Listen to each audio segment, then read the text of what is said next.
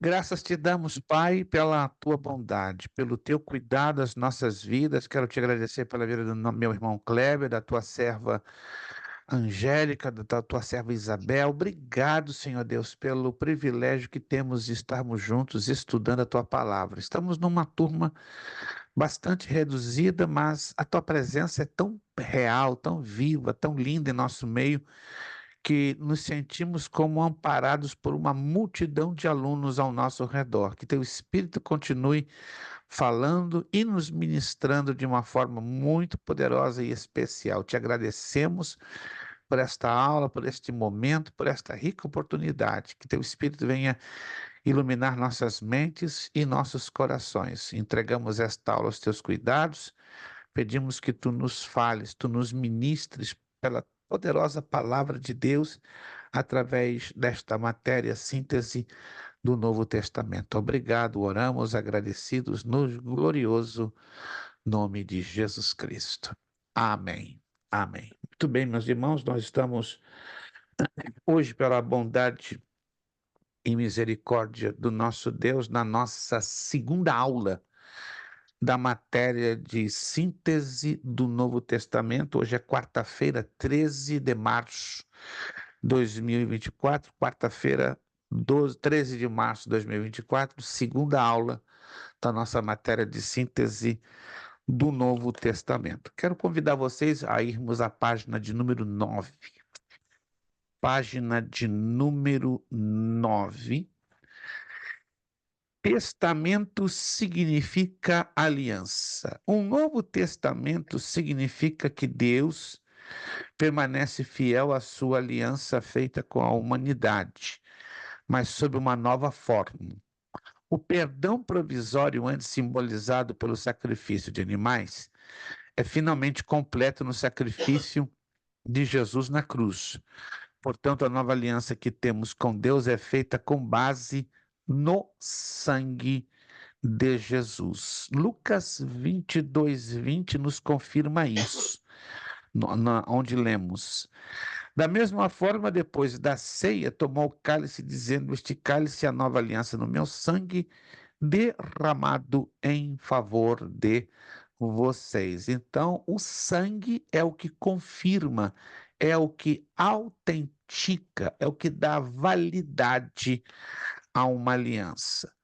De acordo com o autor de Hebreus, ou aos Hebreus, todas as festas religiosas, sistemas de sacrifícios, leis cerimoniais, dias sagrados, tudo isso era sombra de algo melhor que haveria de vir. Essas coisas tinham uma aparência de justiça, mas eram incapazes de justificar o homem. Quando Jesus veio, ele definitivamente libertou o homem. Por isso, em Cristo, somos herdeiros da salvação nessa nova aliança ou Novo Testamento. Ah, aí vocês estão vendo o texto de Hebreus 9:9-15, só que numa tradução mais livre. Mas eu vou fazer a leitura na tradução mais tradicional, que é da Almeida 2009. Então, eu convido vocês, né, a mudarmos um pouquinho a questão da tradução, porque não é que essa tradução seja ruim, ela é até muito boa a título explicativo, que inclusive eu decidi colocar aí na apostila, mas nós vamos ao texto mais tradicional, que está nas nossas Bíblias. Hebreus capítulo 9, versículo 9 ao 15. Eu estarei lendo na tradução Almeida, a revista corrigida, ano 2009. Diz lá, Hebreus 9:9, que é uma alegoria para o tempo presente em que se oferecem dons e sacrifícios, que quanto à consciência não podem aperfeiçoar aquele que faz o serviço, consistindo somente em manjares e bebidas e várias abluções e justificações da carne, impostas até o tempo da correção. Versículo 11. Mas vindo Cristo, sumo sacerdote dos bens futuros, por um maior e mais perfeito tabernáculo, não feito por mãos, isto é, não desta criação, nem por sangue de bodes e bezerros, mas por seu próprio sangue entrou uma vez no santuário, havendo efetuado uma eterna salvação. Porque se o sangue dos touros e bodes e a cinza de uma novilha esparzida sobre os imundos os santificam, quanto mais a purificação da carne, quanto mais o sangue de Cristo, que pelo Espírito Santo se ofereceu a si mesmo, imaculado a Deus, purificará a vossa consciência das obras mortas para servirdes ao Deus vivo, né? É a pergunta que faz o autor aos Hebreus. E versículo 15. E por isso é mediador de um novo testamento, para que, intervindo a morte para a remissão das transgressões que havia debaixo do primeiro testamento, os chamados recebam a promessa da herança eterna. Muito, muito lindo esse texto e muito explicativo no que diz respeito à palavra testamento, que significa aliança. Virando a página,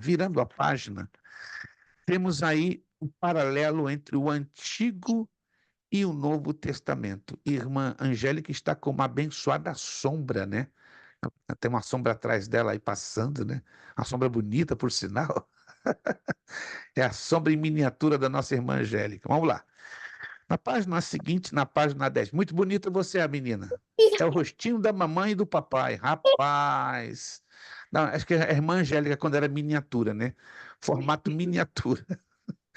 Muito lindo. Não tem jeito, minha irmã. Vai ser o seu clone Vai. dentro de alguns anos. Dentro de alguns anos. Página 10. Paralelo entre o Antigo e Novo Testamento. Paralelo quer dizer uma comparação lado a lado, certo? E aí nós temos no Antigo Testamento com respeito à revelação. Como é que funcionava? Deus se revela na lei santa, mas no Novo, Deus se revela no Filho Santo. Com respeito à aliança, como é o paralelo entre o Antigo e o Novo Testamento com respeito à aliança? No Antigo Testamento, a aliança é guardada pela observância da lei de Moisés. Já no Novo, a aliança é guardada pela obediência a Cristo. Como era o paralelo entre perdão dos pecados, entre o Antigo e o Novo? No Antigo Testamento, o perdão é simbolizado no sacrifício de animais. Já no Novo, o perdão é oferecido total e gratuitamente no sangue de Jesus. Lembrando que no Antigo Testamento se pagava para apresentar sacrifícios, havia um valor sobre uma compra de uma vaca, compra de um cordeiro, de um bode, de um cabrito. O único que não se pagava era o sacrifício feito com pombinhos e com vegetais, que não era cobrado. Mas o resto eram sacrifícios que se empregavam um certo valor.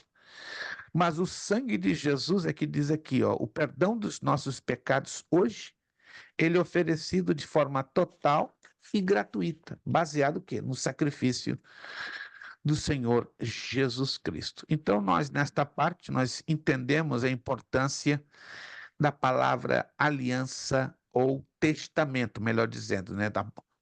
A importância desta palavra. E já que estamos estudando o Novo Testamento, estamos estudando sobre a importância da nova aliança. Virando a página, na página 11, nós vamos entrar numa temática que, inclusive, é uma matéria separada da nossa escola teológica. Creio que a maioria de vocês já passaram, né? Se não todos, por esta matéria que são os evangelhos. E nós vamos ressaltar basicamente os evangelhos sinóticos. Lembram-se? Os evangelhos são 4: Mateus, Marcos, Lucas e João. Mas os sinóticos são 3: Mateus, Marcos e Lucas. A palavra sinótico quer dizer visão conjunta. Em outras palavras, esses 3 evangelhos, Mateus, Marcos e Lucas, são muito parecidos entre si nas suas histórias, nas suas narrativas, nos seus testemunhos. O conteúdo de um é comum ao outro e vice-versa, menos o evangelho de João. João, creio que vocês já devem ter observado, é o evangelho da exclusividade ou da singularidade. Nada, absolutamente nada do que está escrito no evangelho de João se repete ou aparece em Mateus, Marcos e Lucas. É como fosse um evangelho separadíssimo. E é totalmente separado de João. Por isso que nós vamos dedicar um pouquinho da nossa matéria a relembrarmos-nos ou entrarmos em alguns detalhes que nem mesmo entramos no estudo da matéria Os Evangelhos. Os primeiros 4 livros encontrados no Novo Testamento pertencem a uma única classe de escritos, ou gênero literário chamado Evangelhos.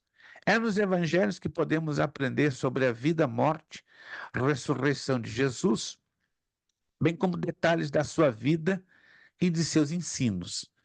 Se alguém procura saber mais sobre como Jesus agia e falava quando estava no mundo, deve procurar nos Evangelhos.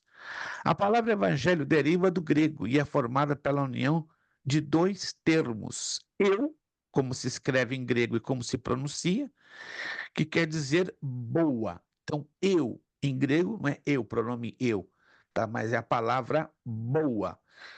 E a palavra angelia, né? Como se escreve no grego e como se pronuncia.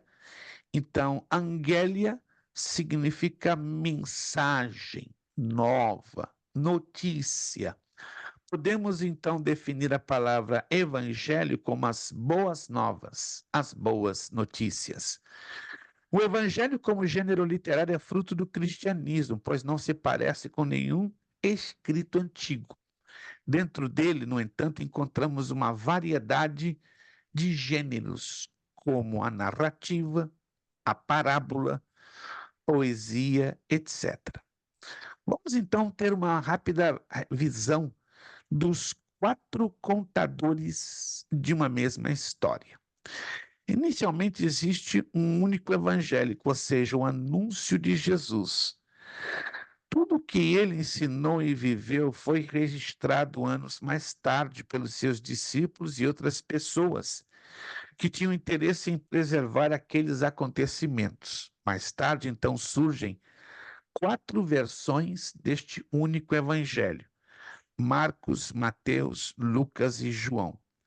A redação dos evangelhos não deve ser vista como uma precisão cronológica, nem sequer deve ser vista como exatidão histórica, mas como uma história sendo contada com um objetivo em mente: mostrar a boa notícia que Jesus habitou entre nós. É bem verdade que desses 4 evangelhos, o evangelho de Lucas, se assim poderíamos dizer, ele é o mais preciso, ele é o mais detalhado ou detalhista, ele é o mais exato em fatos. Por quê? Porque é um historiador e um biógrafo e um médico por natureza quem faz a redação desse evangelho, o evangelho de Lucas, não é?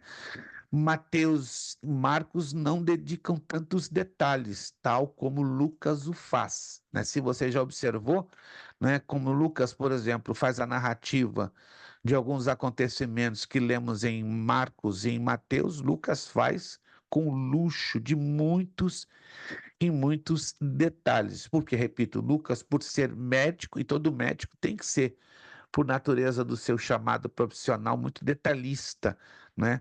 Também Lucas, além de detalhista, era historiador, né? Além de médico, ele era historiador, e todo historiador tem que ser detalhista, né? Do contrário, ele não é historiador.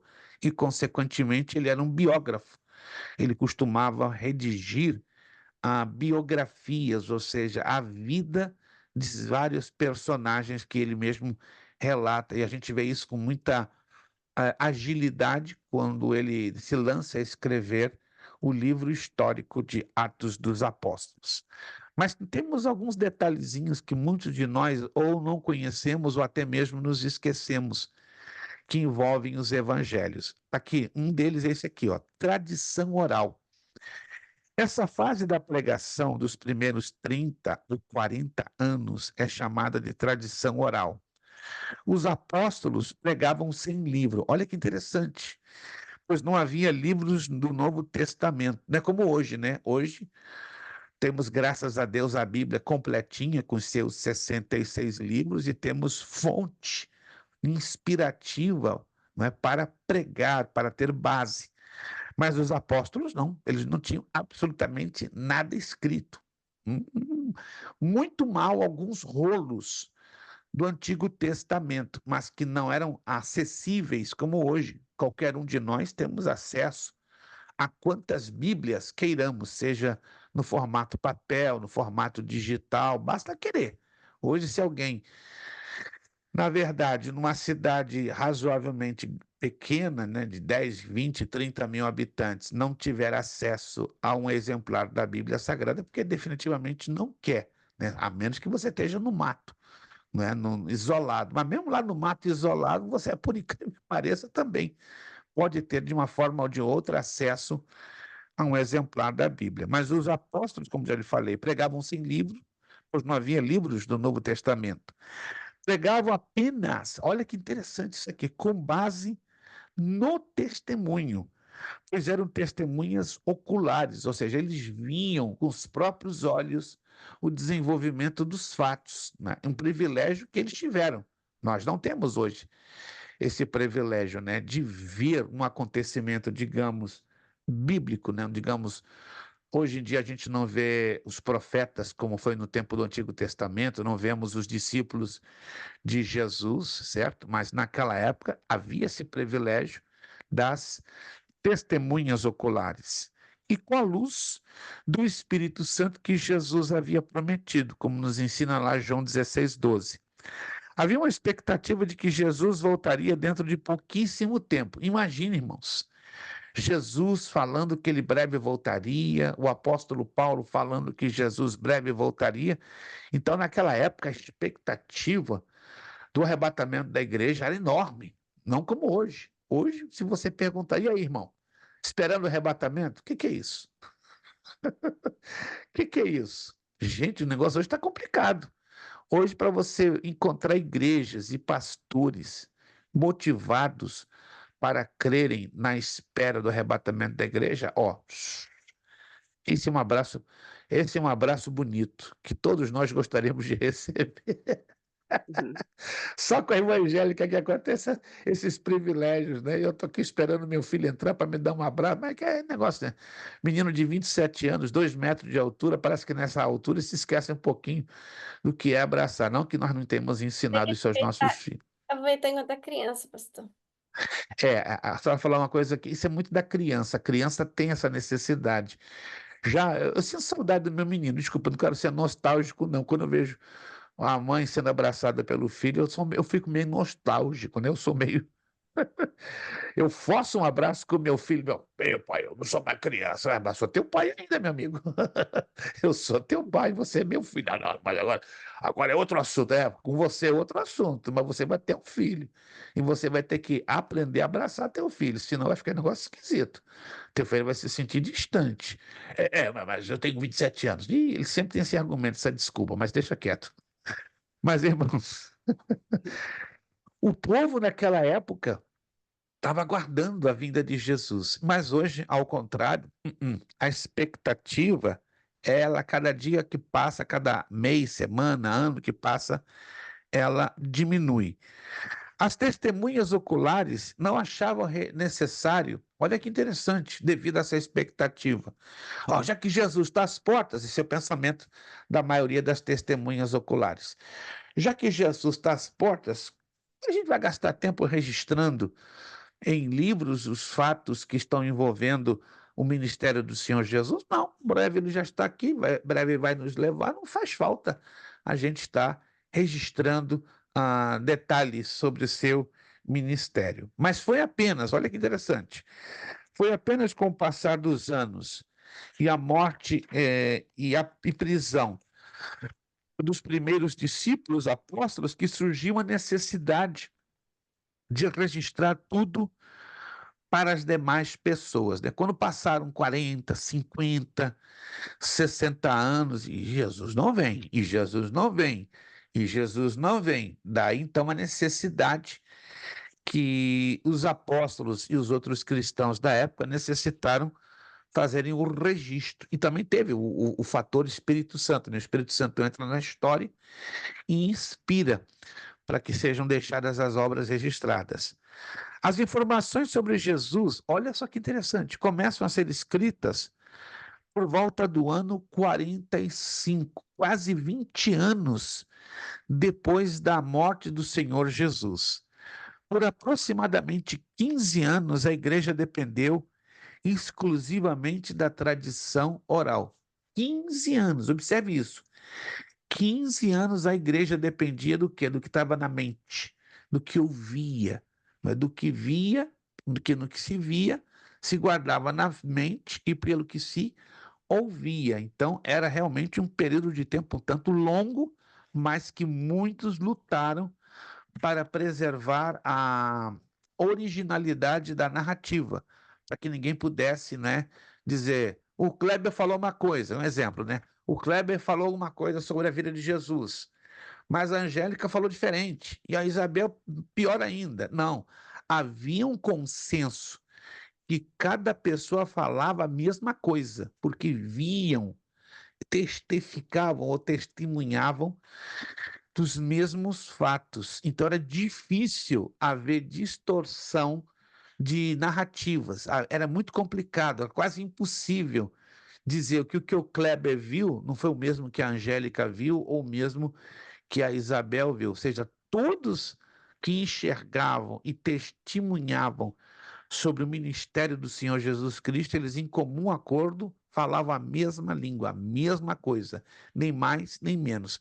Isso é muito comum da cultura judaica, da cultura oriental. Na nossa cultura, não. Digamos, se o Kleber espirra, atchim, aí a irmã Angélica vai contar a história do espirro do Kleber, que não vai ser atim, vai ser atchum, não é? Aí vem a irmã Isabel, ouviu a história do espirro do Kleber, atim, mas que passando pela irmã Angélica virou atchum. Mas a irmã Isabel considera, é muito simples, não vai atitchum. Então ela diz atitchum. Estão percebendo? Então, na medida que vai passando de uma pessoa para a outra, vai havendo o que? As distorções. Isso é comum da nossa cultura latina. Já viu o latino? O latino ele tem essa tendência de sempre colocar um recheio a mais numa narrativa. O oriental não. O oriental ele reproduz exatamente tal qual ele vê, porque isso é cultura, entendeu? Você não tem como mudar uma cultura. Mas na medida que os apóstolos e os primeiros discípulos iam morrendo, iam falecendo, então detectou-se a necessidade de ter algo registrado para que não houvesse a distorção dos fatos e dos acontecimentos. Aí vem os evangelhos sinóticos.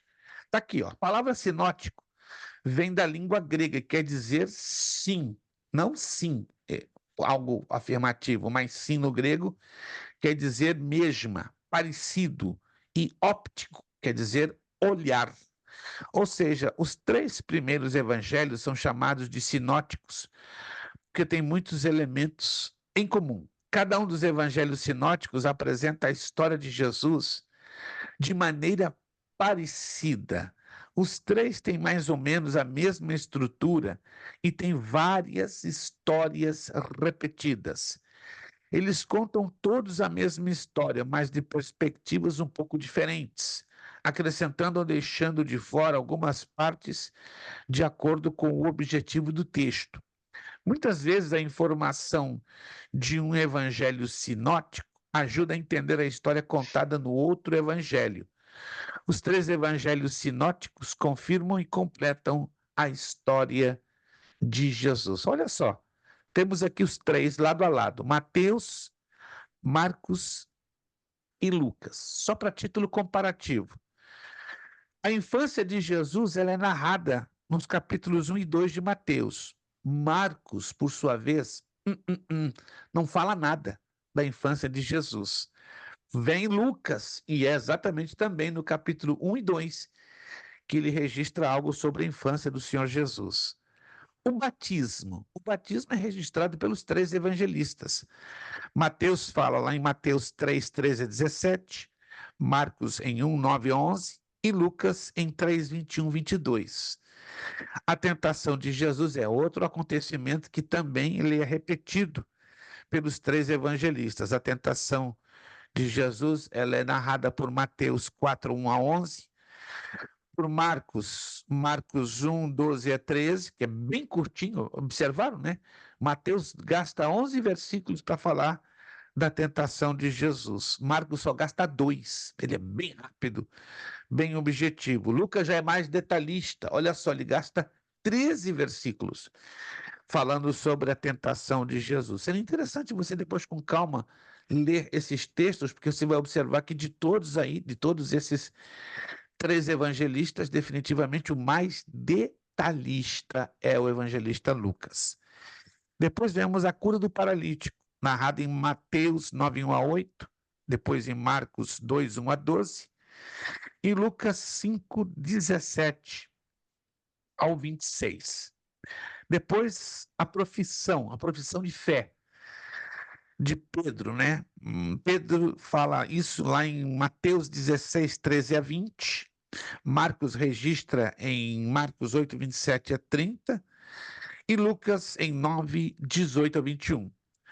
O rico, ou aquele jovem rico, Mateus 19, 16 ao 30, Marcos 10, 17 ao 31 e Lucas 18, 18 30. Depois, os filhos de Zebedeu, os Zebedeus, Mateus 20, 20 e 28, Marcos 10, 35, 45 e Lucas, lá em Lucas 22, 24 ao 27, que é a resposta. A morte de Jesus é unânime, ela é narrada também pelos três evangelhos. Mateus 27, 32 ao 56, Marcos 15, 21 ao 41 e Lucas 23, 26 ao 49. Observe que a narrativa de Lucas sempre, na maioria das vezes, ela é bem mais extensa, bem mais longa e bem mais detalhada. Ao usarem relatos parecidos, cada evangelista apresenta para o seu público específico uma face de Jesus, segundo seus propósitos evangelísticos. Por que disso? Viramos a página na 13, aí você vai descobrir aqui, ó, dentro deste retângulo. Mateus procura apresentar Jesus como o rei dos judeus. Marcos apresenta Jesus como servo sofredor. E Lucas apresenta Jesus como filho do homem. Observe como é interessante. São três visões diferentes que cada um desses evangelistas tem da pessoa do Senhor Jesus. Então, Mateus focaliza, ressalta, chama-nos a atenção para enxergarmos Jesus como o rei dos judeus.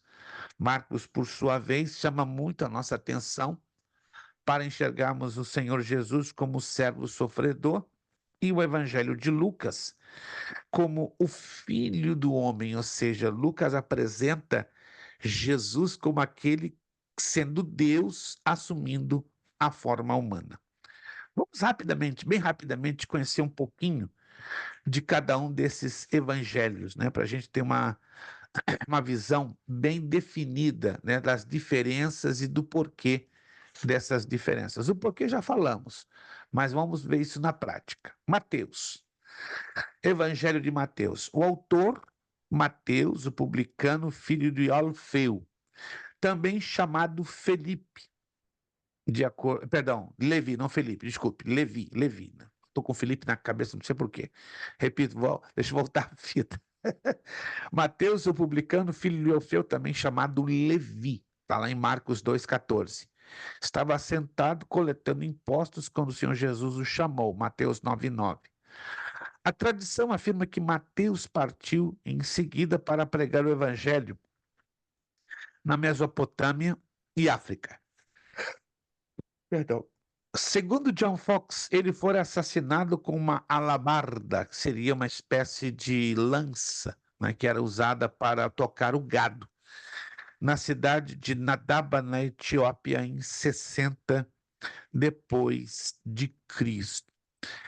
Ao contrário de outros textos do Novo Testamento, todos escritos em grego, é possível que este evangelho tenha sido redigido primitivamente em aramaico e depois traduzido para o grego para alcançar os judeus de fala grega. Interessante, não é?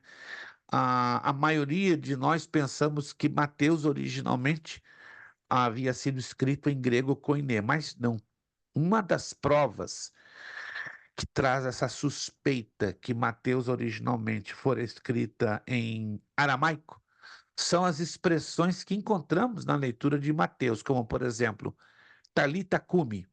Já leram essa expressão no livro de Mateus? A ti, Uhum. menina, levanta-te. Talita cumi quer dizer menina, levanta-te. Aba, aba, outra palavra aramaica que encontramos em Mateus, que quer dizer papai. Efatá, outra palavra aramaica, que quer dizer abre-te, quando Jesus curou aquele surdo. Então vamos encontrar vários testemunhos de palavras ou expressões aramaicas dentro do Evangelho de Mateus. Eloi, Eloi, Eli, Eli, sabachthani. Deus meu, por que tu me desamparaste? Outra expressão em aramaico. Então, o Evangelho de Mateus se acredita, devido a essas provas internas, né, na parte dessas expressões, que teria sido escrito em aramaico e depois, claro, traduzido para o grego koiné. A data da redação deste evangelho provavelmente ocorreu entre os anos 50 e 60 AD. AD quer dizer Anno Domini, ou depois de Cristo. E o local, Antioquia da Síria. O propósito deste evangelho, entende-se que seu objetivo era mostrar Jesus aos judeus como sendo o Messias prometido no Antigo Testamento, o rei de Israel. E alguns elementos deixam isso evidente. Vamos lá, vamos entender por que o evangelho de Mateus foi dirigido à comunidade judaica da época. Primeira razão, por 18 vezes lê-se a expressão para que se cumprisse o que foi dito. Assim, Mateus busca colocar Jesus como cumprimento das profecias judaicas sobre o Messias. Interessantíssimo. Segunda razão, Mateus inicia com a genealogia de Jesus, provando o direito legal de Jesus, qual herdeiro de Abraão e de Davi.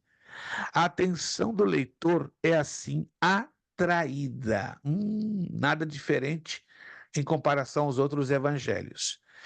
Terceira razão, dá-se ênfase na superioridade do ensino de Jesus sobre a antiga lei, mostrando como um grande mestre aprovado por Deus.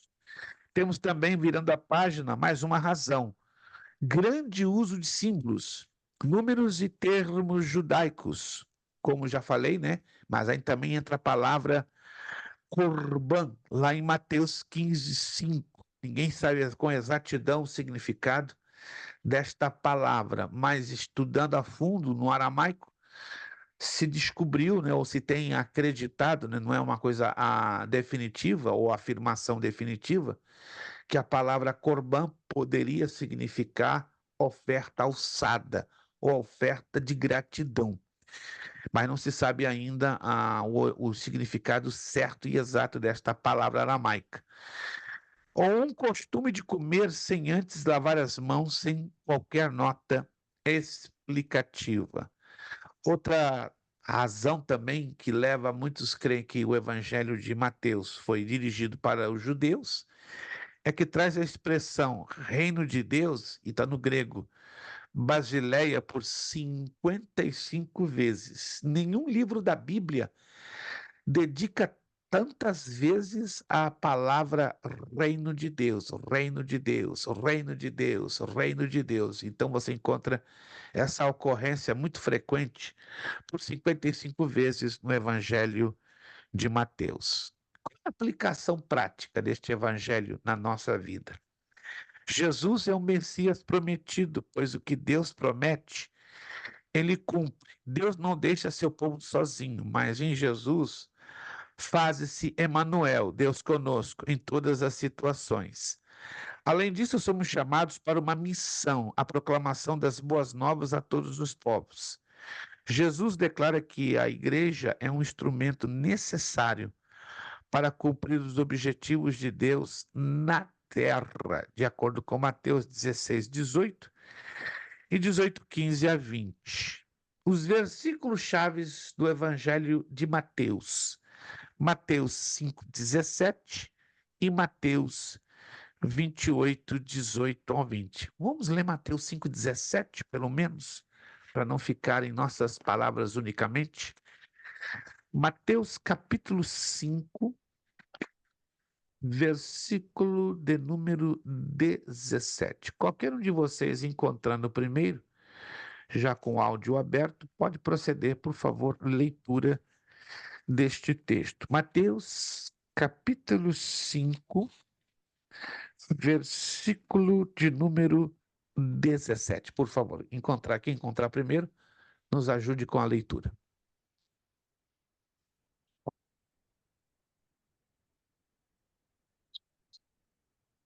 Mateus Não 5:17. Quem encontrou? cuideis, Sim, adiante. 5:17. Não cuideis que vim destruir a lei ou os profetas. Não vim abrogar, mas cumprir. Obrigado, irmã Isabel. Muito interessante essa declaração deste evangelho, né, da parte do Senhor Jesus. Não cuideis que vim destruir a lei ou os profetas. Não vim abrogar. Abrogar quer dizer, não vim anular. Não vim tirar o efeito. Não vim menosprezar. Mas vim para cumprir a lei. Vamos também a Mateus capítulo 28. Versículo 18 ao 20, um texto também bastante conhecido, ele é o chamado o texto da grande comissão. Mateus capítulo 28, do 18 ao 20. E chegando-se Jesus, falou-lhes dizendo, é-me dado todo o poder no céu e na terra, portanto, ide, ensinai todas as nações, batizando-as em nome do Pai, do Filho e do Espírito Santo, ensinando-as a guardar todas as coisas que vos tenho mandado, e eis que estou convosco todos os dias, até a consumação dos séculos. Amém. Então, esses dois textos que acabamos de lê-los são as palavras, os versículos chaves, né? São os textos mais importantes dentro do Evangelho de Mateus. Deixa aqui só para refrescar a mente de vocês. Lembram-se o significado da palavra Messias, mas não tem nada a ver com Bolsonaro, por favor. Já estou adiantando. De repente alguém está ligando, né, Messias, Bolsonaro, não, Jair, Messias, não, não, não, esquece Bolsonaro, Deus possa abençoá-lo, temos que orar por ele. Ele precisa de tanta oração como cada um de nós. Mas alguém se lembra o significado da palavra Messias? Vamos lá. É ungido, pastor? Ungido, ó, irmã Lembrei, glória a Angélica, Deus. Lembrei, glória a Deus. irmã Angélica está agarrada na apostila e na Bíblia. Ungido vem do hebraico Messias e do grego Cristo. Então, não se esqueça, Messias ungido. Vamos passar para o Evangelho de Marcos, né? Vamos fazer um rápido passeio, né, no Evangelho de Marcos. João era o seu nome hebreu, Marcos o nome latino. A carta aos Colossenses, se não me engano, chama ele de João Marcos. Veja interessante, né? João hebreu, Marcos latino. É um pouco comum naquela época os personagens da história, ou os personagens bíblicos, ou cidadãos, terem dois nomes, né? Como, por exemplo, Mateus e Levi. Mateus, né, Mathéu, é o nome latino, e Levi é o nome hebraico, pelo fato que, na maioria das vezes, alguns israelitas desfrutavam da dupla cidadania, da cidadania de seu nascimento e da cidadania de sua adoção, ou seja, do Império Romano. E aqui é o mesmo caso que se aplica a Marcos. Pastor, Este, uma sim, questão aqui de Marcos aqui, não entrando fora de tudo. Eles falam, pastor, que quando Jesus ali foi ser preso ali no Getsemane ali, E que tinha um homem que estava embrulhado nos lençol. Muitos falam que esse era Marcos. E o que o senhor acha? Historicamente falando, não procede. Existem teorias, deduções, mas historicamente não procede. Por que não procede? Vamos então aqui encaixar pelos fatos da história. Marcos não conheceu Jesus. Olha só. Marcos não acompanhou Jesus. Marcos não foi testemunha ocular de nada que acontecera no ministério do Senhor Jesus. Dos 4 evangelistas, vamos partir desse princípio, né? Porque estamos agora analisando a coisa pela história bíblica e ao lado da história secular. Dos 4 evangelistas, somente 2, foram testemunhas oculares, viram, acompanharam, foram chamados por Jesus para serem seus discípulos. Quem foram esses 2 dos 4 evangelistas? Vamos Mateus, lá. E Mateus e João. Mateus e João, perfeitamente. Só Mateus e João foram testemunhas oculares de tudo que envolveu o ministério do Senhor Jesus Cristo. Por outro lado, Marcos e Lucas não. Marcos foi discípulo de Pedro, do apóstolo Pedro. E Lucas foi discípulo do apóstolo Paulo. Mas peraí. Mas como é que eles escreveram os evangelhos que levam o seu nome? Como é que eles escreveram os evangelhos que trazem a narrativa da vida do Senhor Jesus Cristo? Através da tradição oral. E de fontes documentadas escritas que chegaram às mãos deles, confirmando a tradição oral, ou seja, aquilo que eles ouviram ou que ouviam, certo? Mas testemunhas oculares, definitivamente, foram Mateus e João. Então, esta hipótese, né, desse camarada que, quando Jesus foi preso no jardim do Getsêmani, né, saiu pelado, né, diz a Escritura que ele foi desvestido naquela correria, naquela confusão da prisão de Jesus no Getsêmani. Aquele camarada que ficou pelado ali, acredita-se que tenha sido Marcos. Isso é uma fonte histórica não confirmada, é uma base de tradição, mas confirmado a nível de documentos não procede, não encaixa. Consegue entender isso?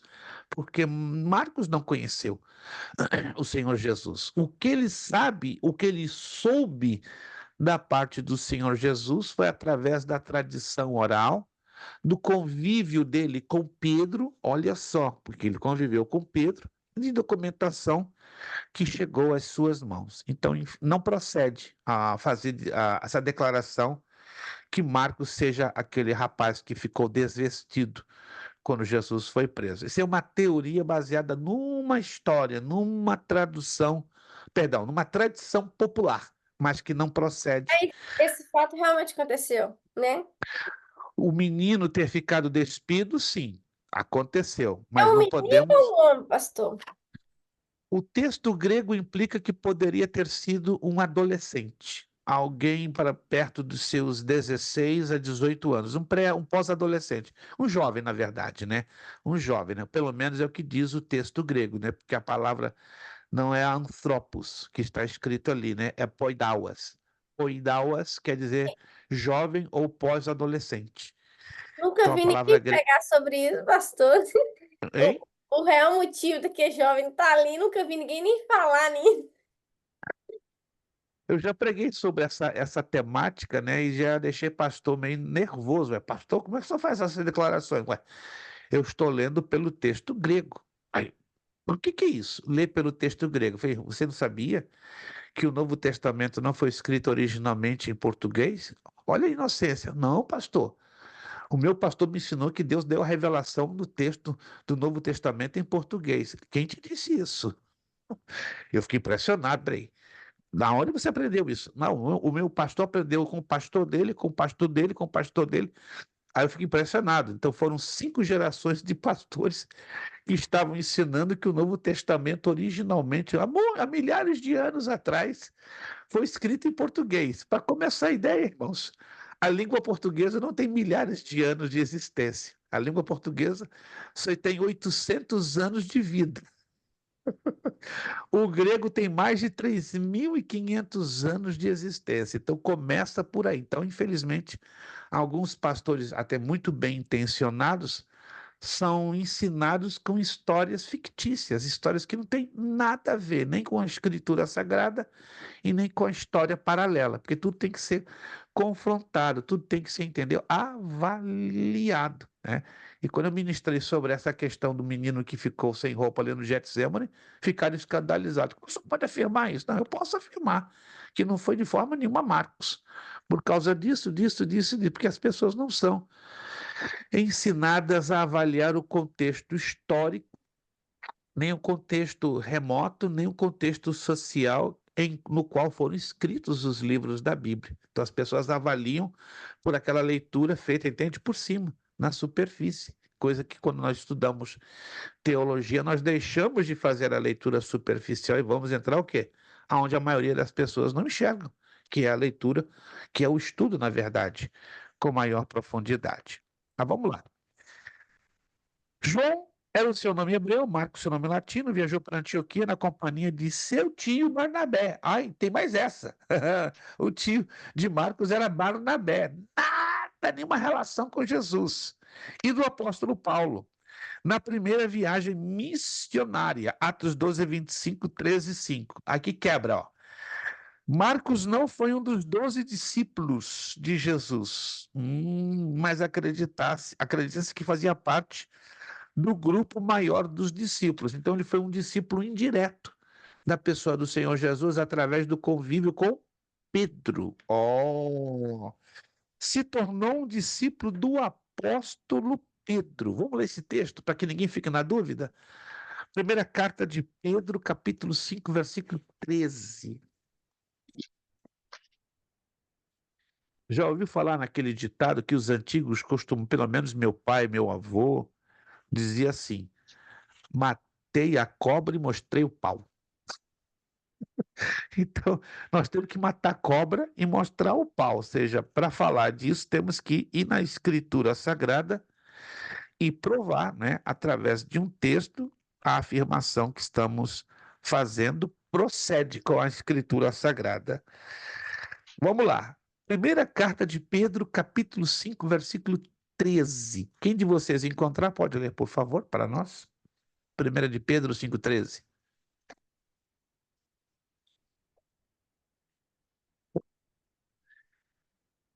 Quem encontrou, pode ler, por favor? Tá escondidinho, Pedro, eu sei. Tá igual aquela comida, né, que a gente costuma comer, escondidinho. Pedro tá escondidinho. A vossa coeleita em Babilônia vos saúda a meu filho Marcos. E meu filho E aí, Marcos.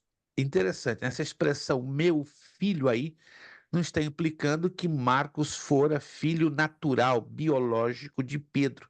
Senão a expressão filho aí, né, é uma colocação carinhosa, né? Meu discípulo, né? Meu aluno Marcos. Então anote isso aí que é super interessante para entendermos então que o relacionamento de Marcos era mais direto e íntimo com o apóstolo Pedro, de quem ouviu as narrativas mais próximas sobre Jesus e as registrou no seu evangelho. Tá bem claro, então, que tudo que Marcos registra no seu evangelho sobre a vida, a obra, ministério do Senhor Jesus é baseado em 2 fontes: tradição oral, e essa tradição oral implica também as histórias e as narrativas que ele ouve da parte do apóstolo Pedro, e documentação que chega, né, às mãos de Marcos, confirmando, né, a narrativa ou a tradição oral. A data de redação deu-se entre os anos 50 e 60 depois de Cristo. O local foi em Roma, capital do Império Romano, né? Ao contrário ao contrário do evangelho de Mateus, que se deu lá em Antioquia da Síria, o evangelho de Marcos fora redigido na capital do Império Romano, em Roma. Qual o propósito do evangelho de Marcos? O evangelho de Marcos parece ser direcionado aos crentes romanos, olha só, particularmente os gentios. Marcos escreveu como um pastor para os cristãos que já tinham ouvido e acreditado no evangelho. Ele desejava que eles tivessem uma narrativa biográfica de Jesus Cristo, mostrando que o mesmo Salvador do mundo buscou ser servo e sofrer por amor. Assim, buscou fortalecer a sua fé dos crentes diante da perseguição severa e ensinar-lhes o que significava ser seus discípulos. Foi uma época pesada, né? Os imperadores romanos, dentre eles Cláudio, Calígula, já estavam batendo pesado em cima dos cristãos, perseguindo-os, né? Piorou com Nero, foi o que foi responsável pela decapitação e morte do apóstolo Paulo e do apóstolo Pedro. Mas Marcos sentiu então a necessidade, direcionado pelo Espírito Santo, de escrever um evangelho que viesse o quê? A fortalecer a fé daqueles crentes gentios que estavam enfrentando ou estavam num clima pesado de perseguição. A aplicação deste evangelho. Assim como Jesus foi um servo humilde, nós também devemos ser, não buscando ser servido, mas servir e dar a nossa vida em resgate de muitos. Não importa quais sejam as provações, Jesus nos chama à fidelidade, uma vida de humildade, serviço e discipulado. Essa é a razão de sermos cristãos, irmãos. Não fomos chamados para sermos cristãos para esquentar banco de igreja, eu costumo dizer, né? Nós não fomos chamados, né, para ser adorno de templo. Fomos chamados para cumprir um propósito, para cumprir um ministério. E alguns dizem, eu tenho que parecer, eu tenho que brilhar. Não, nós não fomos chamados para aparecer e nem muito menos para brilhar. Quem brilha é Jesus, mas fomos chamados para trabalhar. Mas trabalhar não implica eu e você aparecermos. Tem pessoas que trabalham nos bastidores, no anonimato. E olha, quem trabalha, na maioria das vezes, no anonimato, nos bastidores, faz mais do que quem trabalha exposto. Todo mundo vendo, né? Que a tendência do ser humano é querer ganhar aplauso, ganhar elogio. Ô Kleber, fizeste muito. Ei, Clebão, tá arrasando aí na igreja de Uster, né? Ô Angélica, irmã Angélica, eita, a senhora é um anjo, a senhora está fazendo muito na igreja. Não é errado, irmãos, entendam isso, recebermos elogios. Temos que ter maturidade para entender que o elogio que recebemos não é nosso, não são nossos. Pertencem ao nosso Deus, ao nosso Senhor Jesus Cristo. A questão é muito da maturidade, mas tem pessoas que tem cristãos que são imaturos. Eles gostam de servir a Cristo na troca do elogio, mas não funciona assim, e não deve ser assim, entende? E os evangelhos nos ajudam a entender a importância de servir ao nosso Deus com fidelidade, né? O Evangelho de Marcos, pelo menos, coloca essa ênfase, que temos que servir a Ele com fidelidade e temos uma vida de humildade, de serviço e de discipulado. O que é uma vida de discipulado? Ajudar a formar outros cristãos em Cristo Jesus. Qual é o versículo-chave do Evangelho de Marcos? Marcos 10, 45. Podemos ler? Qualquer um de vocês três, achando o primeiro, leia para nós Marcos 10, 45. Porque o Filho do Homem também não veio para ser servido, mas para servir e dar sua vida em resgate de muitos. Aqui já temos duas coisas. Obrigado, Kleber. Aqui nós temos duas coisas difíceis: servir e dar a sua vida por resgate de muitos. Olha, duas coisas difíceis. A Bíblia diz que o maior amor que alguém pode ter pelo outro é morrer pelos seus próprios amigos.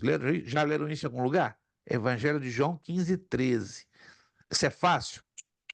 Dificílimo. Digamos que a irmã Angélica cumpra essa palavra na sua vida. Humanamente ela vai dizer, eu vou fazer isso pelo meu esposo Leandro. Eu vou fazer isso pelas minhas filhas. Fazer pela família até fácil. Mas você fazer por um sem vergonha, porque uma pessoa que você tem aí na sua vida, que faz a sua vida um quadradinho, lhe persegue, será que você e eu teremos essa coragem, né? Tem um camarada aí que faz a minha vida um quadrado, um inferno na terra. Será que valeria? Você faria sempre essa pergunta: valeria a pena eu morrer por ele? Ele merece que eu morra por ele? Aí você vai dizer facilmente: não, claro que não.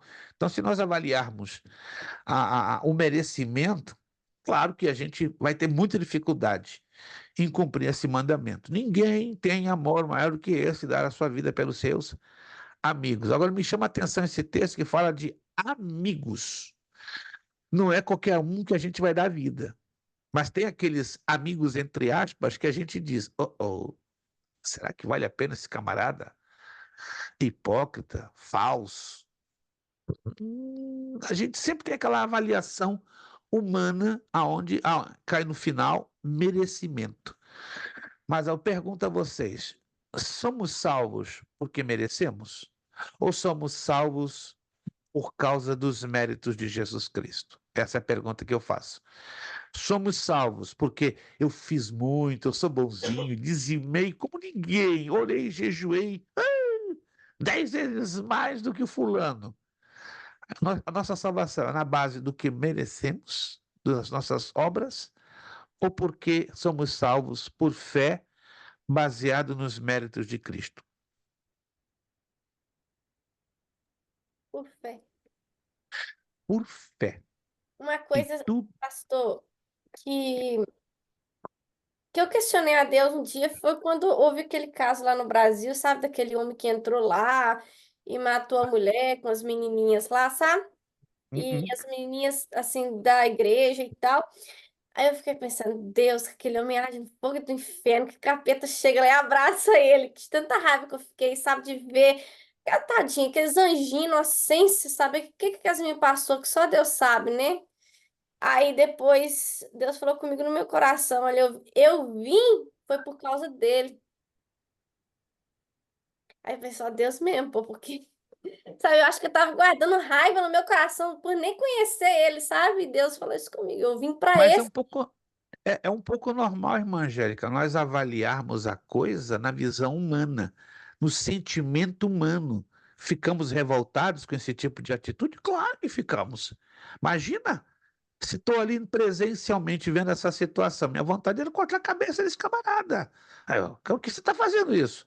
Matando essas crianças, violando essas crianças. São inocentes. Quem é você para fazer isso? Se eu tivesse lá, irmãos, com todo respeito, se eu tivesse um canivete, eu sangrava esse camarada. Que vontade é Mas, essa? claro, fazer igual quando você sangra a galinha, mete lá o pé. Mas Jesus veio em função desses, que não valem nada. Jesus Para dizendo, mim, para pronto, você, ele não vale nada. eu vim Essa é a presentear. verdade. Mas nós valíamos alguma coisa antes de Jesus? Embora nunca fomos assassinos, nunca fomos homicidas, nunca fomos pessoas desta natureza, desta estirpe, não é verdade? Mas às vezes a gente se esquece que Jesus veio tanto para eles como para a gente. E a gente se esquece e pensa, eu sou melhor do que eles. Não. Nós não somos em nada melhores do que eles ou do que os outros. A diferença é que os outros fizeram um pouquinho pior do que a gente. Um pouquinho pior. Mas Jesus veio tanto para eles que fizeram um pouquinho pior, como para nós que fizemos pior também. Na Entende? verdade, Então, nós não. esse pastor do significado do perdão. A gente acha que a Outra pessoa coisa, não pode ansiar pelo perdão, né? É igual o outra Paulo. O coisa, Paulo não matou um monte de gente, Jesus veio para ele. Dá vontade de fazer isso com o Paulo também, se foi, ué. exatamente, outra coisa que nós não sabemos, nós não, irmãos, vamos ser sinceros, não estou aqui para dar lições de moral, quem sou eu? Estou aqui para humildemente expor a palavra de Deus e aprender dela, mas uma coisa que nós não sabemos experimentar e praticar, isso é sincero, temos que ser sinceros, é o perdão. Pensamos que é fácil perdoar. Pensamos que somos já treinados, experimentados, expertos em perdoar. Mentira. Não sabemos perdoar. É difícil perdoar. Se você diz, pastor, é facinho, eu te digo, é mentira. Não é facinho coisa nenhuma. É muito difícil, porque Deus vai nos permitir passar uma situação diferenciada em relação à outra. Tem gente que diz, tem pastor que diz, não, eu já passei por isso, por isso, por isso, por isso, hoje eu já posso perdoar todo mundo. Ah, é? Aí Deus lá do céu dá uma risadinha. Ah, é? Vou te passar por uma situação que você nunca passou, e com toda a experiência que você tem, eu quero ver se você vai perdoar. E aí Deus permite o camarada, né? Passar por uma experiência terrível, nada comparada a nenhuma daquelas que ele tinha passado anteriormente. Aí ele chega à conclusão: caramba, eu não sei o que é perdoar. É assim mesmo, irmãos. Nós não sabemos o que é perdoar. E Eu como gosto nós. daquele salmo, pastor, lembrei, cacei aqui agora para me falar, 130, no verso 4, fala assim, ó, mas contigo, ó Deus, habita o perdão para que tu sejas temido. Ai, ai, ai, ai, ai, ai, ai. Vamos ler esse texto. Gente, irmã Angélica voltou com a corda, com 3 cordas. Acho que o irmão Leandro, né? Cuidou bem da sua esposa, vou repreender esse vírus, vou te cuidar bem. Quando você voltar na aula, você vai voltar com 3 cordas com força. E deixa o povo de boca aberta. Aí, Mas irmã Angélica, eu gosto de orar esse salmo, pastor, para a gente tem que bater, nós cristãos, nós tem que bater nessa tecla, porque o inimigo joga pesado com a gente. e joga, minha irmã, concordo com a senhora, joga Aí pesados. eu sempre falo assim, ó, sempre tem, eu tenho, né, escrito assim, eu sempre falo, aquele Abacuque, Deus é tão santo, tão puro de olhos, que o mal tu não pode ver e a vexação ele não contempla, mas eu sempre falo, mas contigo, Deus, está o perdão para que tu sejas temido. Que Sempre ora. lindo. Que linda lembrança que a senhora teve em mencionar este salmo. Vamos ao Salmo 130, verso 4 e verso 5. Eu já ministrei num congresso de pastores há 8 anos atrás entre os hispanos e caiu pesado na cabeça deles, porque havia muita contenda, muito ódio, muito ressentimento, muita falta de perdão entre eles e os seus familiares. Então Deus operou maravilhosamente há 8 anos atrás, quando ministramos aqui mesmo na Flórida, né, numa igrejinha pequenininha, mas Deus se fez tão poderosamente presente. Salmo 130, verso 4 e 5. Mas contigo está o perdão, para que sejas temido. Versículo 5.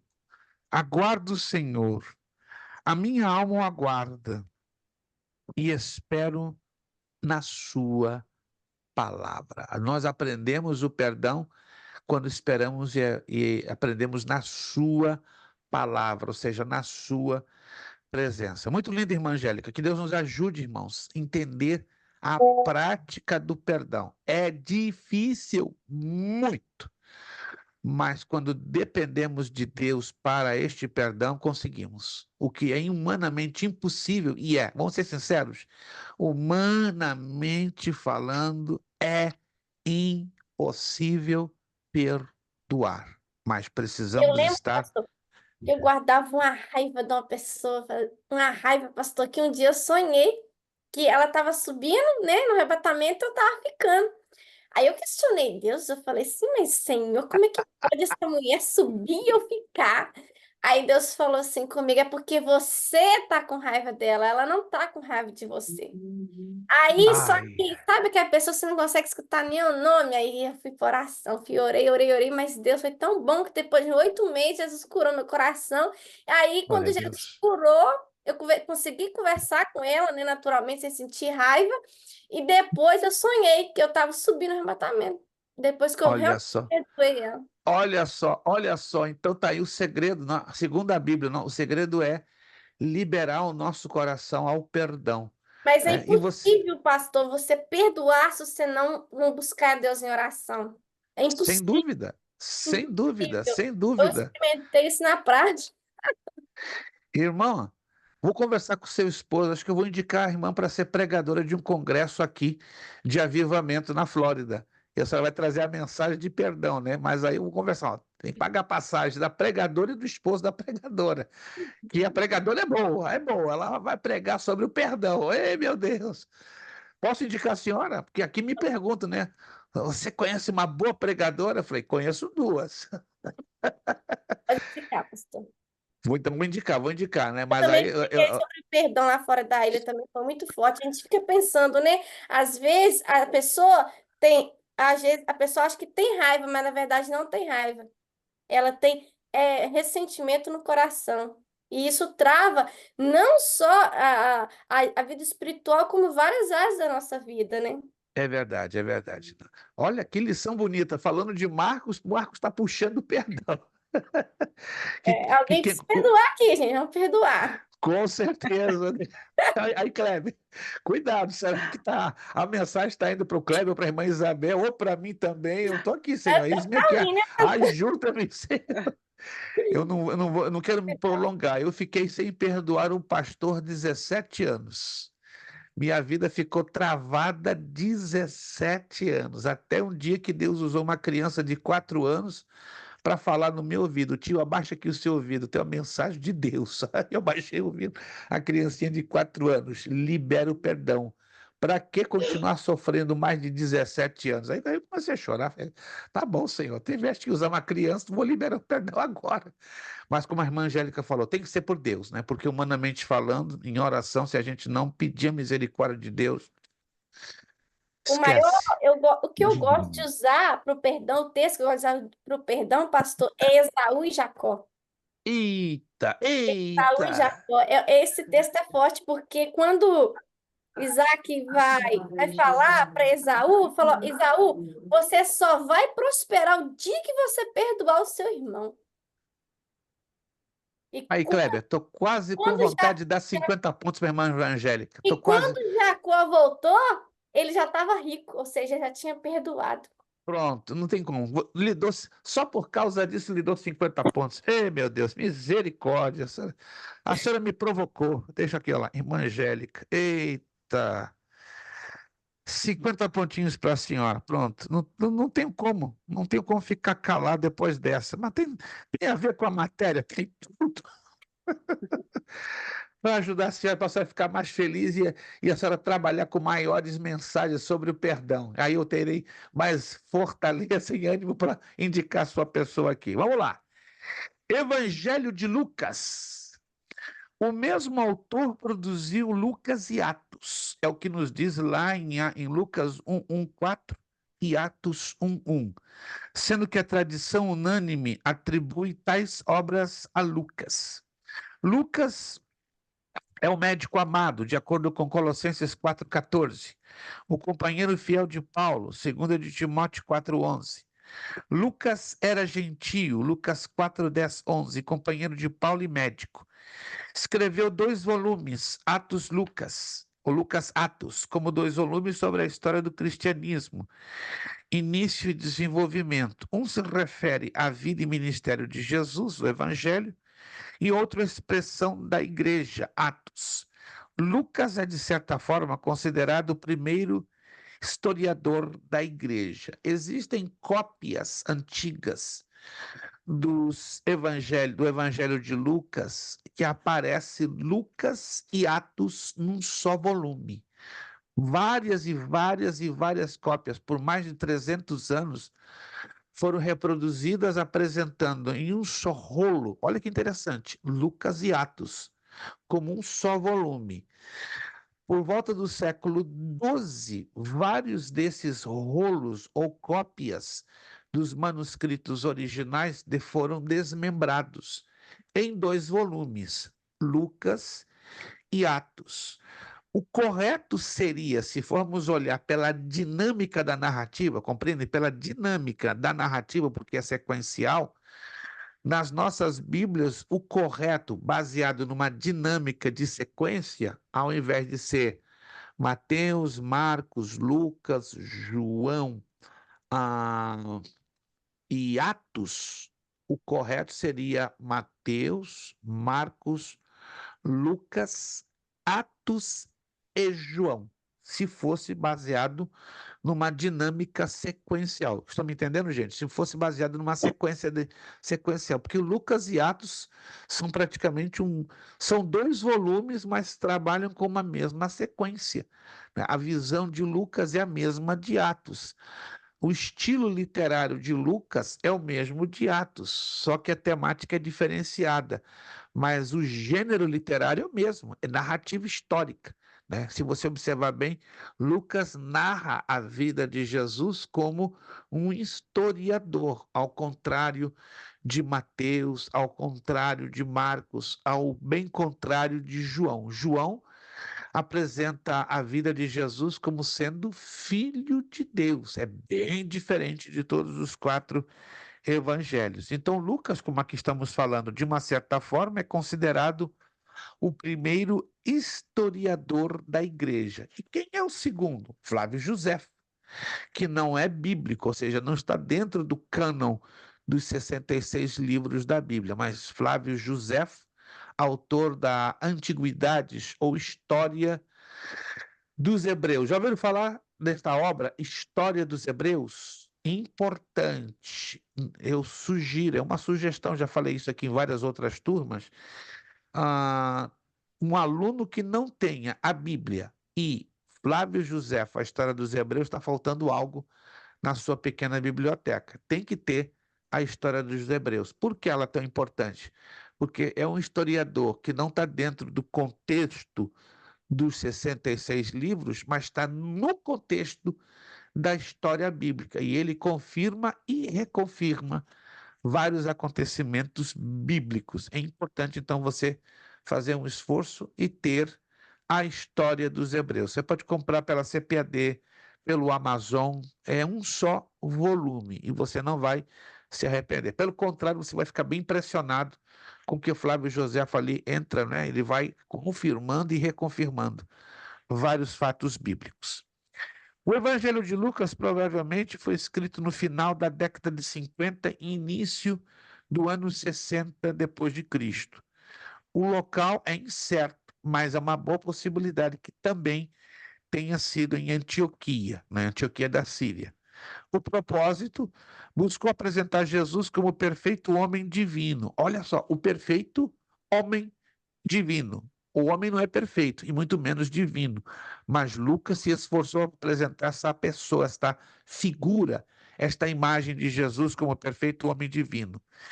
Escreveu para o povo grego, cujo ideal era o homem perfeito, né? Vocês devem entender que pela cultura grega, o grego ele é muito idealista, é perfeccionista, gosta de ver as coisas nos seus devidos lugares. O grego valoriza muito a estética. Por isso que as pinturas, as esculturas gregas são de um cuidado estético muito grande, né? O que hoje, por exemplo, conhecemos como as roupas que as senhoras usam, as posturas estéticas, tudo isso veio pela influência da cultura grega, né? Os padrões de beleza, por exemplo, um exemplo, né? Nariz afilado, queixo ordenado, não muito gordinha, com todo respeito, é claro que cada um deve ficar feliz com o corpinho que Deus dá, mas esses padrões de estética vêm diretamente da onde? Da cultura grega. Você, para ter consciência disso, dê uma olhada nas estátuas, né, que eram muito comuns entre os gregos, que inclusive exaltavam seus deuses, a Afrodite, né, que é a deusa do amor, a Júpiter, a Juno e assim por diante. Eram estátuas feitas com uma perfeição estética fantástica, né? Homens super musculosos, mulheres com corpos avantajados e belos e assim por diante. Então, o grego ele tem essa visão de perfeccionismo e o Evangelho de Lucas apresenta exatamente esta visão sobre a pessoa do Senhor Jesus Cristo. Vamos lá. Como historiador, buscou apresentar um relato certo e convincente sobre os eventos da vida de Jesus. E é o único, ó, isso aqui é interessante para você sublinhar, e é o único evangelista que declaradamente empreendeu algo como uma pesquisa biográfica. Ele é o evangelista do Espírito Santo. O livro de Atos dos Apóstolos, por ser também de sua autoria, por muitos e muitos anos, por mais de 250 anos, isso a partir do século XIV, século XV, foi considerado Atos do Espírito Santo. Tem traduções da Bíblia em inglês que não aparece Atos dos Apóstolos, não. Aparece o título Atos do Espírito Santo. Ou seja, Lucas foi o biógrafo dos movimentos e das atitudes do Espírito Santo no início da igreja primitiva. Aplicação do Evangelho de Lucas. Lucas tem muitas aplicações. Como médico, ele dá grande ênfase no ministério de Jesus entre os pobres e oprimidos, que eram literalmente impotentes para melhorar sua sorte na vida e estavam especialmente abertos à mensagem de que a vós outros está próximo o reino de Deus. Lucas 10, 9. Esta é uma mensagem que devemos levar para aqueles ao nosso redor que desesperadamente precisam ouvi-la. Os cristãos devem seguir o exemplo de Jesus e levar as boas novas da salvação para os espiritualmente pobres e necessitados. O versículo-chave de Lucas, todo mundo sabe. Vamos lá, alguém consegue se lembrar de cabeça? Lucas 19, 10? Não? Vamos então abrir esse texto. Quem achar primeiro, por favor, pode fazer a leitura dele. Lucas 19, 10. Lucas, capítulo 19, versículo 10.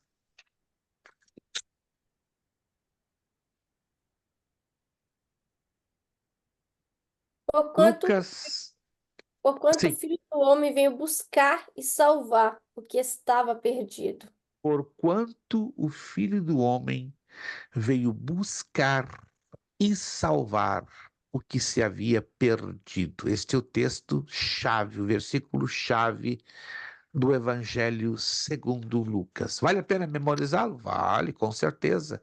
Né? É muito fácil dizer, porque Deus amou o mundo de tal maneira que deu o seu Filho unigênito para que todo aquele que crê não pereça, mas tenha vida eterna. Todo mundo, claro, na maioria das vezes, memoriza esse texto. Mas Lucas 19:10 também é merecedor de que tenhamos um tempinho para memorizá-lo. Meus irmãos, eu não vou iniciar essa parte, né, porque eu não quero quebrar no meio do caminho, né, mas vamos deixar para a próxima aula. Fizemos hoje a aula um pouquinho curtinha e eu também não vou corrigir os exercícios hoje. Quero dar um pouquinho mais de tempo a vocês e aí nós vamos fazer o seguinte. Na próxima aula, vamos corrigir os 25 questões, tá ali, ó, dos exercícios, que vai da número 1, eu assinalar com X entre os parênteses correspondentes a alternativa que julgar correta. Então, na próxima aula, anote aí, vamos corrigir todos os 25 questões, as 25.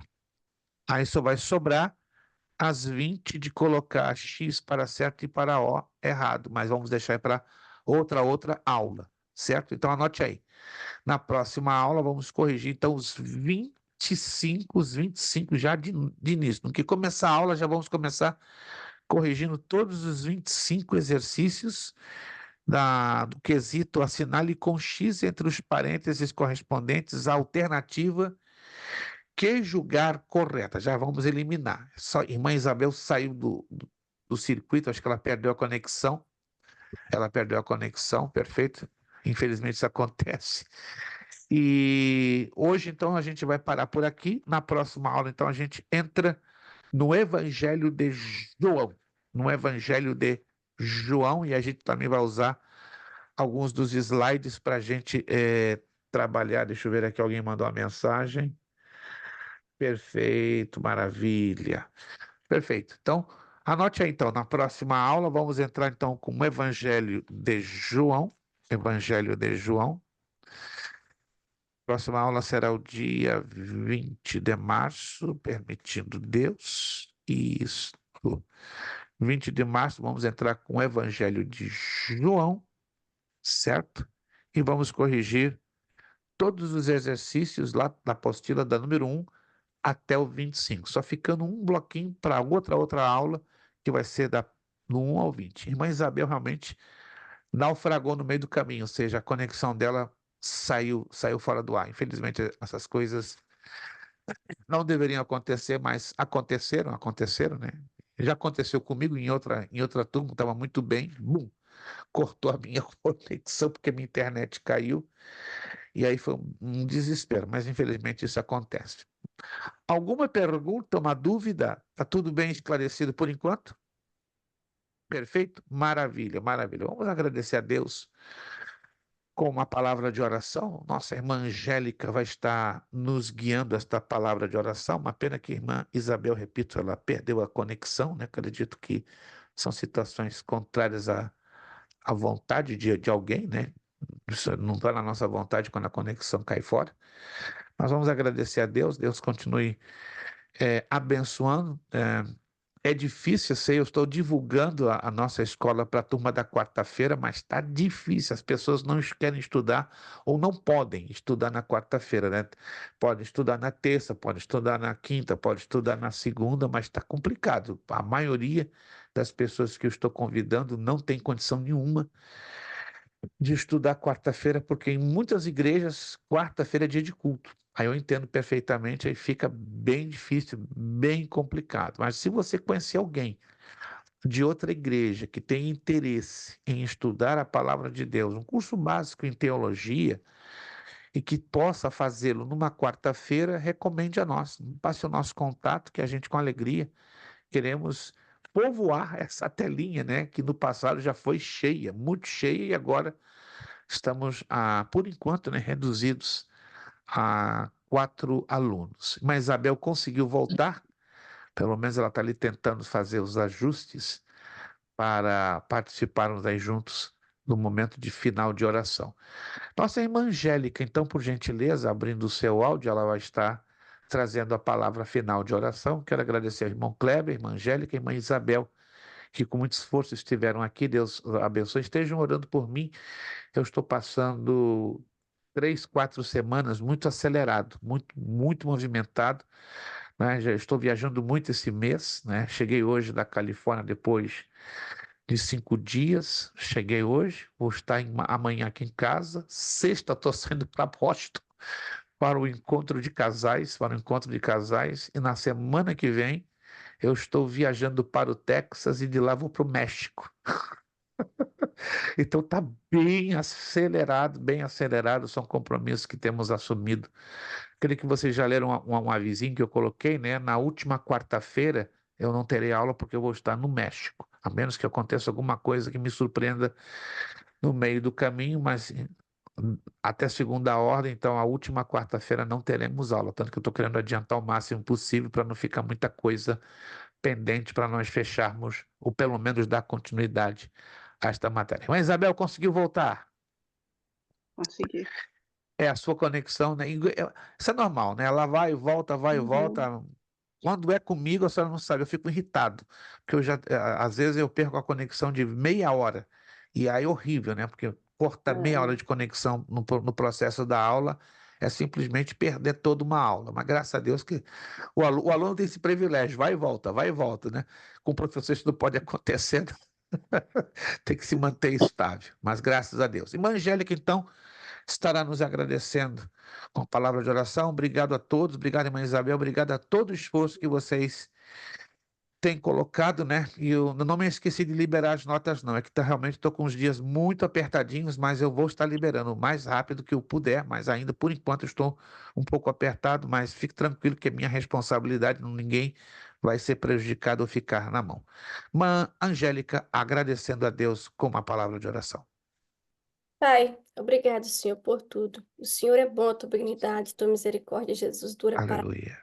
Senhor, que o Senhor nos abençoa, que o Senhor alaga nossas tendas, que o Senhor nos livra de todo o mal e que a graça, a Aleluia. bondade e misericórdia do Senhor seja com todos nós, em nome de Jesus. Amém. Amém, amém. Essa oração tremeu o céu e abalou nosso coração. É de Jabes, Nossa, pastor. Eu amo a oração de Jabes. é lindo, com certeza, né? E é objetiva também. Vamos ao nosso lema: seriedade, Verdade. compromisso, Isso. disciplina. seriedade, Verdade. compromisso, disciplina. Seriedade, Seriedade. compromisso, Compromisso. disciplina. É Disciplina. necessário que ele cresça e Claro que eu diminua. É que necessário que ele cresça e que eu diminua. É eu necessário que ele cresça e que que eu diminua. Mas a Deus, irmãos, damos o quê? A honra, a glória e o poder. Muito obrigado, Deus os abençoe. Ótima noite de quarta-feira, bom descanso, boa semana de vitória. Vejo vocês, Deus nos permitir, dia 20. Isso, dia 20, estou ainda com vocês, agarradinho. Só o dia 27 que eu não vou poder estar, mas dia 20 estamos aí juntos, se Deus quiser. Muito obrigado. Amém. Beijão no coração de vocês, a paz do Senhor, bom descanso e boa semana. Amém. Amém.